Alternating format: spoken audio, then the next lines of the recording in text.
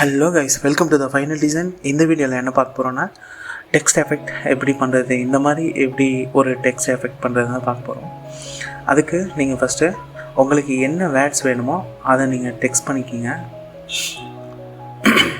இப்போ நான் become a graphic டிசைனர்னு test பண்ணியிருக்கேன். அந்த மாதிரி உங்களுக்கு என்ன வேணுமோ அதை பண்ணிக்கோங்க. செலக்ட் பண்ணிவிட்டு ஆப்ஷனுக்குள்ளே போனீங்கன்னா எக்ஸ்பேண்ட் கேட்கும். எக்ஸ்பேண்ட் கொடுத்து முடித்தோடனே ப்ரஷ் டூலை ஓப்பன் பண்ணிக்கோங்க. இப்போ அந்த எக்ஸ்பேண்ட் பண்ண அந்த டெக்ஸ்ட்டை உள்ளத்துக்கு போட்டிங்கன்னா அது ஒரு ப்ரெஷ்ஷாக கன்வெர்ட் பண்ணிக்கும். அதுக்கு நீங்கள் பேட்டர்ன் ப்ரெஷ்ஷுங்கிறத செலக்ட் பண்ணி ஓகே கொடுத்துருங்க. அதில் ஆப்ஷன்ஸ் கேட்கும். பேட்டர்ன் 2 ப்ரெஷ் நேம் நீங்கள் என்ன வேணால் கொடுத்துங்க. ஸ்பேஸிங்கில் ஒரு 2% வச்சுட்டு ஓகே கொடுத்துங்க. அதுக்கப்புறம் அந்த ப்ரெஷ் டூலை க்ளோஸ் பண்ணிவிட்டு இப்போ எனக்கு ஒரு சர்க்கிள் பேஸில் தான் அந்த டெக்ஸ்ட் எஃபெக்ட் வேணும். ஸோ நான் இப்போ ஒரு சர்க்கிள் போட்டுக்கிறேன். சரிங்களா? இப்போ சர்க்கிள் போட்டு முடித்தோன்னே அதோட ஃபில் கலரை நான் வந்து நன் கொடுத்துக்கிறேன். எனக்கு ஸ்ட்ரோக் இருந்தால் மட்டும் போதும். ஸ்ட்ரோக்கில் வச்சுட்டேன். என்ன சைஸ் வேணுமோ அதை நீங்கள் அட்ஜஸ்ட் பண்ணி வச்சுக்கோங்க.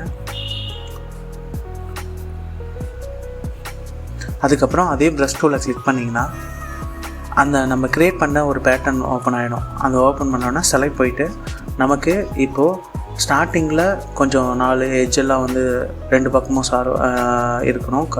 லாஸ்ட்டாக வந்து ஸ்டார்டிங் பாயிண்ட் எண்டிங் பாயிண்ட் வந்து நமக்கு ஷார்ப்பாக இருக்கணும்னா அந்த மாதிரி ப்ரஷ் டூலை கிளிக் பண்ணிக்கோங்க. அதுக்கப்புறம் எஃபெக்ட்குள்ளே ட்ரான்ஸ்ஃபார்மர் டூல் போனீங்கன்னா ஹரிசாண்டல் ஒரு 87, அதுக்கப்புறம் வெர்டிக்கல் ஒரு 87, ஆங்கிள் ஒரு 10 வச்சுட்டு காப்பீஸ் எத்தனை வேணுமோ உங்களுக்கு தகுந்த மாதிரி நீங்கள் வச்சுங்க. நான் 11 கொடுத்துருக்கேன். அதுக்கப்புறம் ஆப்ஜெக்டில் திரும்பியும் போயிட்டு எக்ஸ்பேண்ட் அப்பீரியன்ஸ்னு ஒன்று இருக்கும். அதை கொடுத்த பிறகு அன்குரூப் பண்ணிவிட்டு எந்த டெக்ஸ்ட்டுக்கெல்லாம் நீங்கள் கலர் கொடுக்க நினைக்கிறீங்களோ அதெல்லாம் ஷிஃப்ட்டை பிடிச்சி கலர் கொடுத்துக்குங்க.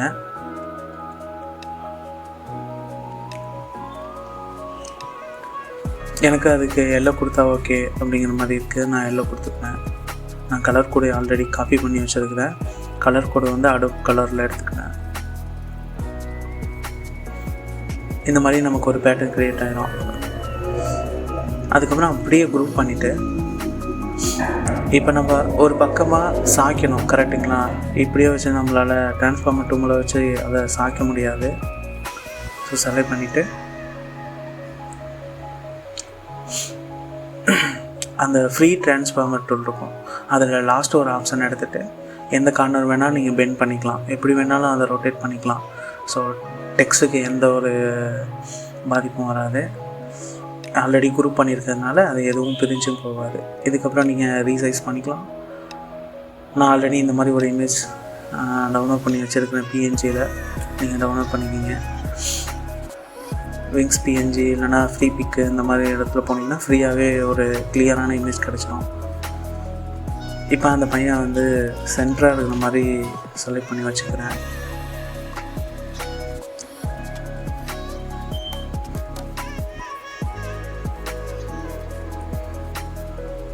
செலக்ட் பண்ணி வச்ச பிறகு நான் அந்த டெக்ஸ்ட்டை செலக்ட் பண்ணி காப்பி கொடுக்குறேன். திரும்பியும் copy in place, paste in place கொடுத்துக்கிறேன். இப்போ அது மேலே வந்துடும். மேலே உள்ள டெக்ஸ்ட்டை கிளிக் பண்ணி ஆப்ஜெக்டில் போய் எக்ஸ்பேண்ட் கொடுத்துருங்க. இப்போ எரேஸ் டூலை எடுத்துகிட்டு நம்ம அந்த பையன் வச்சுருக்கோமா அந்த ஆப்ஜெக்ட்லாம் எங்கெங்கெல்லாம் இருக்கோ உங்களுக்கு எதெல்லாம் அதாவது டெக்ஸ்ட்டுக்கு மேலே தெரியணுமோ அதை மட்டும் இந்த எரேசர் டூலை வச்சு எரேஸ் பண்ணிடுங்க.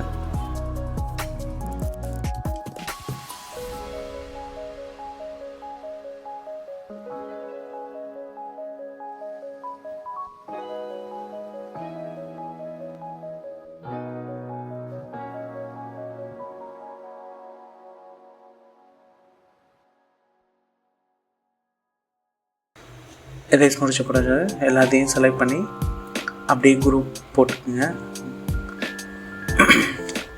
மவுஸில் லெஃப்ட் கிளிக் பண்ணிங்கன்னா குரூப் கேட்கும். குரூப் போட்டுக்குங்க. அவ்வளோதான். பார்க்குறதுக்கு எவ்வளோ சூப்பராக இருக்குது. இந்த மாதிரி நிறைய வீடியோ பார்க்குறதுக்கு ஃபைனல் டிசைனர் வேறு அடிக்கிறாங்க. இந்த மாதிரி நிறைய வீடியோ பார்க்குறதுக்கு ஃபைனல் டிசைனர் சப்ஸ்கிரைப் பண்ணி வச்சுக்கோங்க. லைக் பண்ணுங்கள், ஷேர் பண்ணுங்கள்.